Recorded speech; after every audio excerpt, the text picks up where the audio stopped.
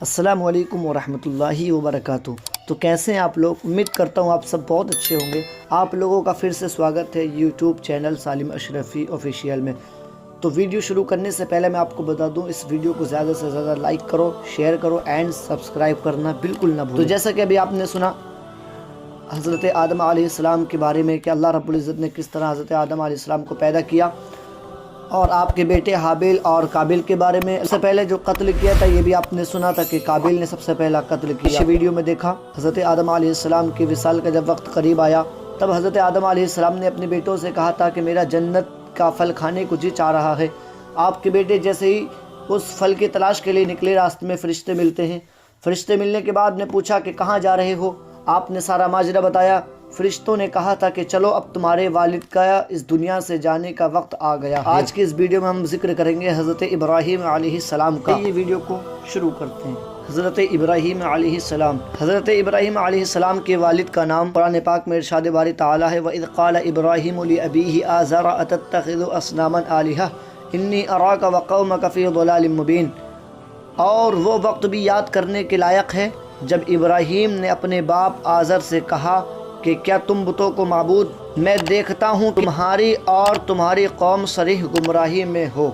इससे मालूम होता है कि हज़रत इब्राहीम अलैहिस्सलाम के वालिद का नाम आज़र था।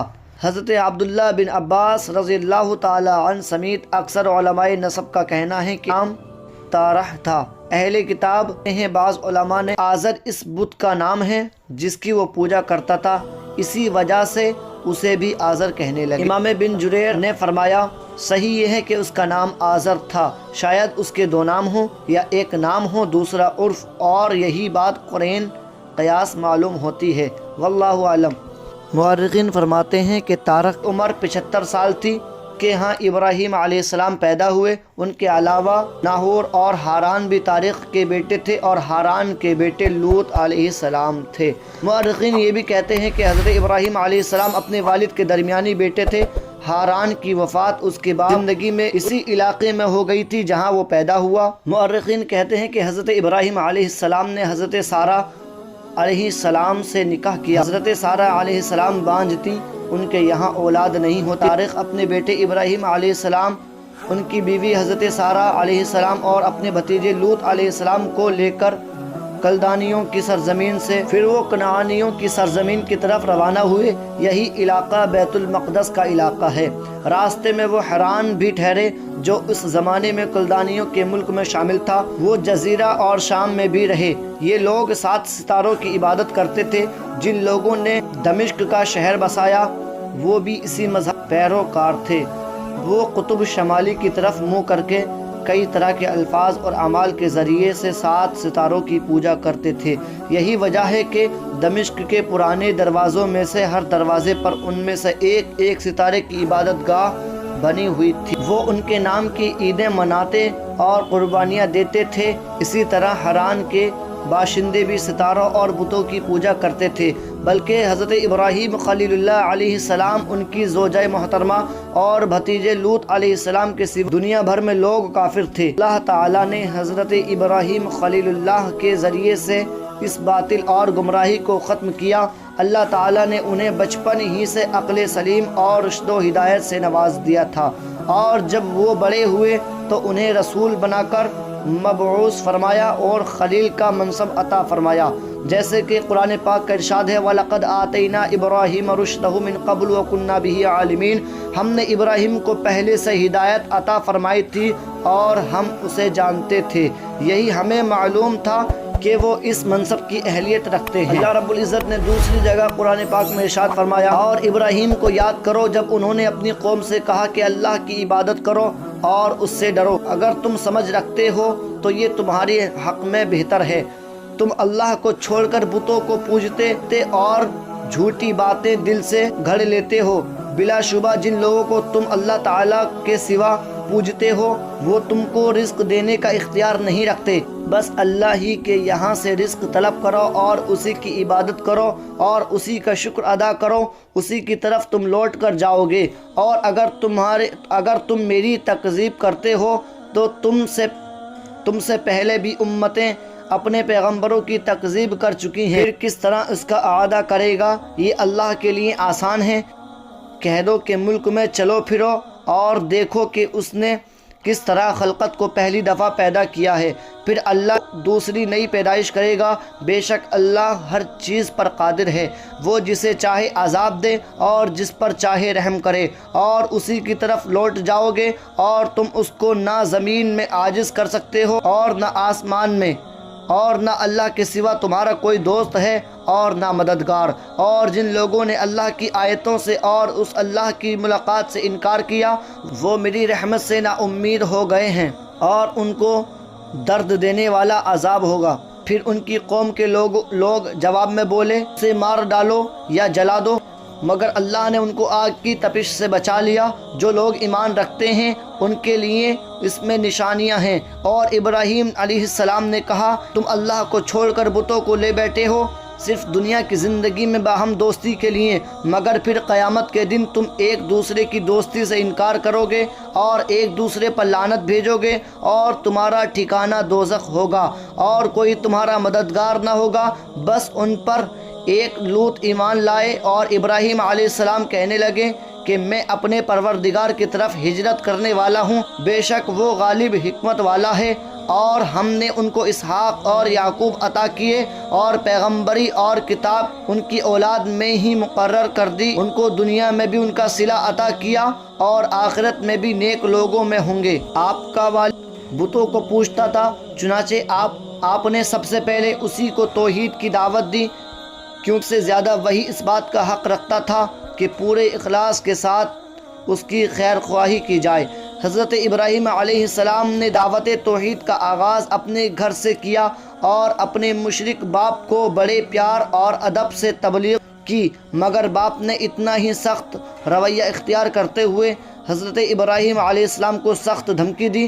ارشاد باری تعالیٰ ہے، اللہ رب العزت کا فرمان ہے، اے محبوب اس کتاب میں ابراہیم کا قصہ بیان کرو، بے شک وہ نہایت سچے پیغمبر۔ جب انہوں نے اپنے باپ سے کہا کہ ابا جان، آپ ایسی چیزوں کو کیوں پوجتے ہیں جو نہ سنیں اور نہ دیکھیں اور نہ آپ کا کچھ کام آ سکیں؟ ابا جان، مجھے ایسا علم ملا ہے جو آپ کو نہیں ملا، لہٰذا میرے ساتھ ہو جائیے، میں آپ کو سیدھی راہ پر چلا دوں گا۔ ابا جان، شیطان کی پرستش نہ کیجیے، بے شک شیطان رحم کرنے والے اللہ کا نافرمان ہے۔ ابا جان، مجھے ڈر لگتا ہے کہ کہیں آپ کو اللہ کا عذاب نہ۔ اس نے کہا کہ ابراہیم، کیا تو میرے معبودوں سے برگزشتہ ہے؟ اگر تو باز نہیں آئے گا تو میں تجھے سنسار کر دوں گا اور تو ہمیشہ کے لیے مجھ سے دور ہو جائے گا۔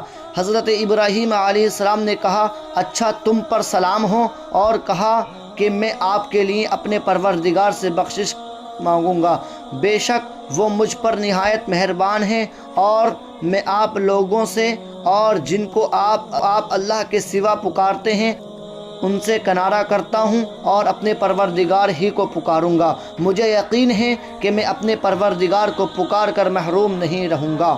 سورہ مریم۔ ان آیت میں اللہ رب العزت نے آپ کی اپنے والد سے گفتگو اور بحث بیان فرمائی، اور بتایا کہ آپ اپنے والد کو کس طرح عمدہ ترین الفاظ اور بہترین اشارے کے ساتھ حق کی طرف بلایا، اور اس پر بتوں کی عبادت کا باطل ہونا واضح فرمایا، جو اپنے پجاری کی پکار نہیں سنتے اور نہ اس کی موجودگی کو دیکھتے ہیں، پھر کس طرح اسے کوئی فائدہ پہنچا سکتا ہے، کس طرح اسے رزق دے سکتے ہیں، اس کی مدد کر سکتے ہیں۔ پھر اس طرف توجہ دلائی، اگرچہ ان کی عمر اپنے والد سے کم ہے، اللہ نے انہیں ہدایت اور علم نافع سے نوازا۔ چنانچہ فرمایا، یا ابت انی قد جاءنی من العلم ما لم یأتک فاتبعنی اہدک صراطا سویا۔ فرمایا، ابا جان، مجھے ایسا علم ملا ہے جو آپ کو نہیں ملا، تو آپ میرے ساتھ ہو جائے، یعنی میں آپ کو سیدھا راستہ دکھاؤں گا جو بہت واضح ہموار، جو سیدھا راستہ ہے جو آپ کو دنیا اور آخرت کی بھلائی تک پہنچا دے گا۔ آپ نے جب اسے ہدایت کی یہ بات سنائی اور نصیحت فرمائی تو اس نے قبول نہ کی، بلکہ آپ کو دھمکیاں دیتے ہوئے بولا، اراغب انت عن آلہتی یا ابراہیم لئن لم تنتہی لارجمنک۔ ابراہیم، کیا تو میرے معبودوں سے برگزشتہ بے رغبت ہے؟ اگر تو باز نہ آئے گا تو میں سنسار کر دوں گا۔